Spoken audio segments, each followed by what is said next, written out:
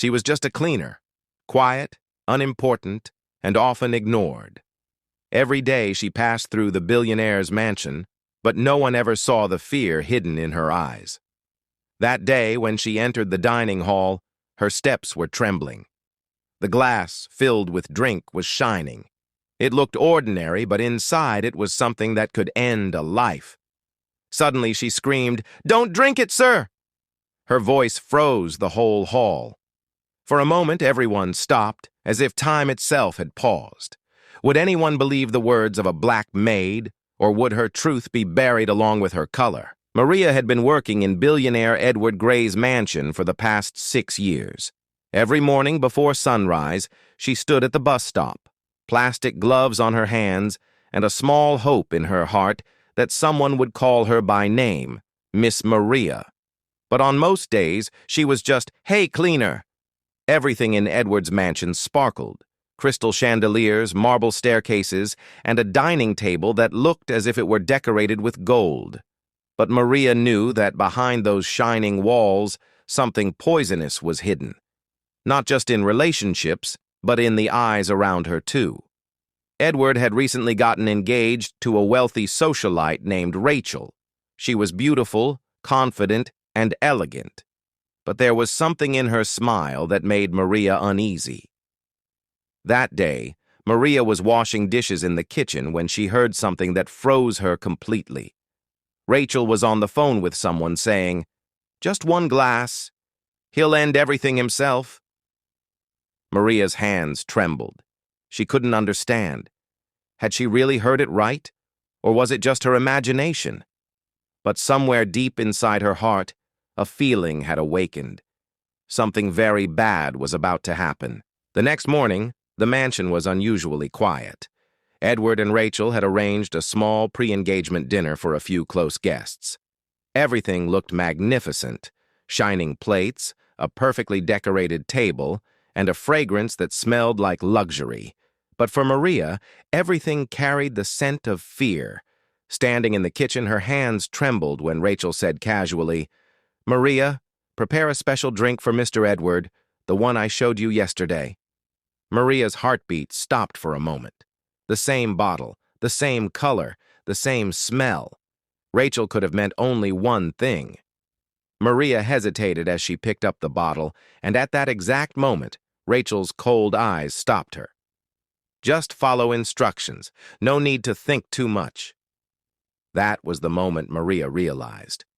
If she stayed silent, an innocent man would die. But if she spoke, she might not be alive in this mansion tomorrow. In the grand dining hall, everyone had gathered. Laughter, light, and false confidence filled the air. Edward held Rachel's hand and said, "You are the greatest blessing of my life." Maria stood nearby, holding the tray. On it rested that very glass, the one hiding death inside. In her mind echoed all the words she'd heard over the years. Black people are only good for work, not for making decisions. But today, the decision lay in her hands. Sweat rolled down her forehead as she placed the glass on the table. Time seemed to stop. Rachel's smile was poisonous, and Edward reached for the glass. Maria held her breath.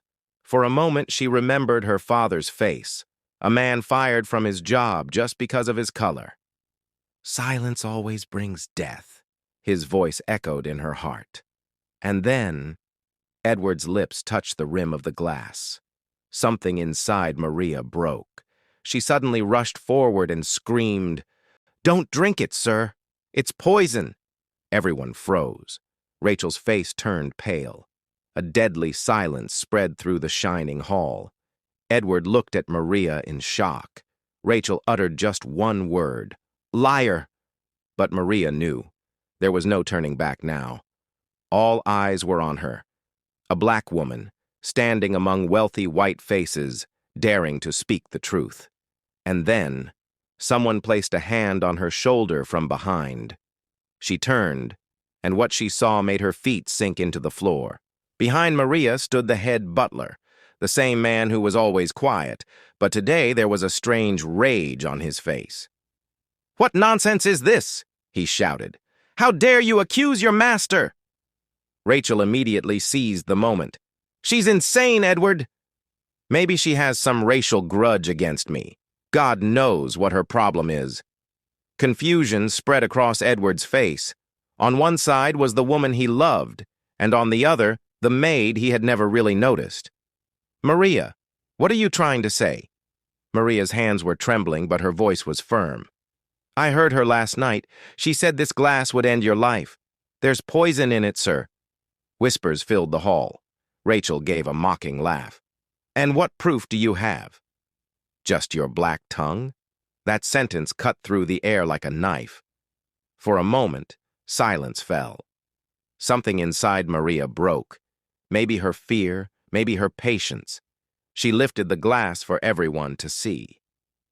If you think I'm lying... And she brought the glass close to her lips. Stop! Edward shouted, rushing forward and snatching the glass from her hand. A few drops spilled onto the carpet. And where they fell, the color began to change. The truth of the poison was right there for all to see.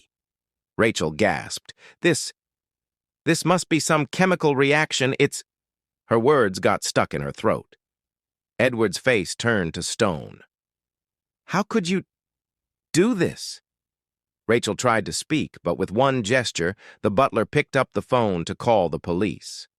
Tears welled up in Maria's eyes, not tears of peace, but of pain, because she knew that even with the truth exposed, the world would never change the color of its judgment. The police arrived. Rachel was handcuffed. But when everyone left, Edward's guards approached Maria and said, You saved the master's life today, but you're no longer needed here. Maria smiled faintly and bowed her head. I know. Those who speak the truth often lose their jobs. She walked out of the mansion, breathed in the cold air, and for the first time, she felt free. But as she began crossing the street, a black car slowly pulled up behind her. The window rolled down. Inside was a familiar shadow. And the story stops here. Because some truths, even when spoken, never truly end. Everyone in the hall stood frozen. A few drops from the glass had fallen to the floor, and the carpet was slowly turning brown. The poison had revealed itself. Shock, fear, and a heavy silence covered Edward's face. Rachel's hands were trembling, but she quickly pulled herself together. This is all a setup! She must have put something in it herself. This woman is lying. Rachel's scream echoed through the air. But now the guests weren't looking at Maria.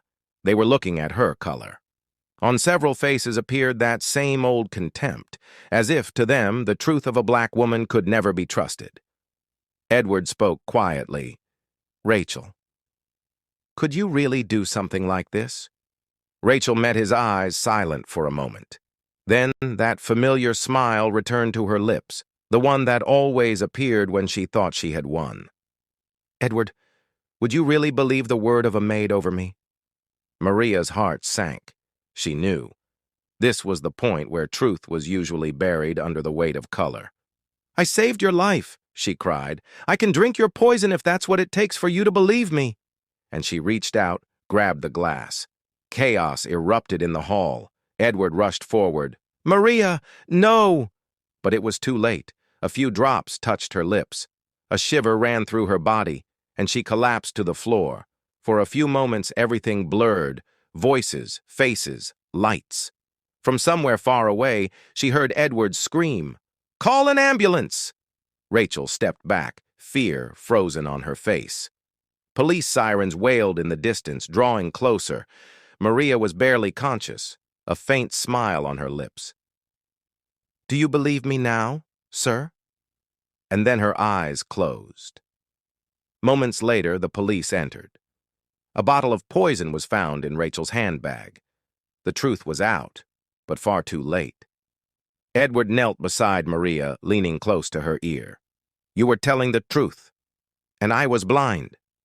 Maria took a faint breath, perhaps her last. Truth is never blind, sir. People are. The light dimmed. The sirens grew louder. And in that moment, the world saw.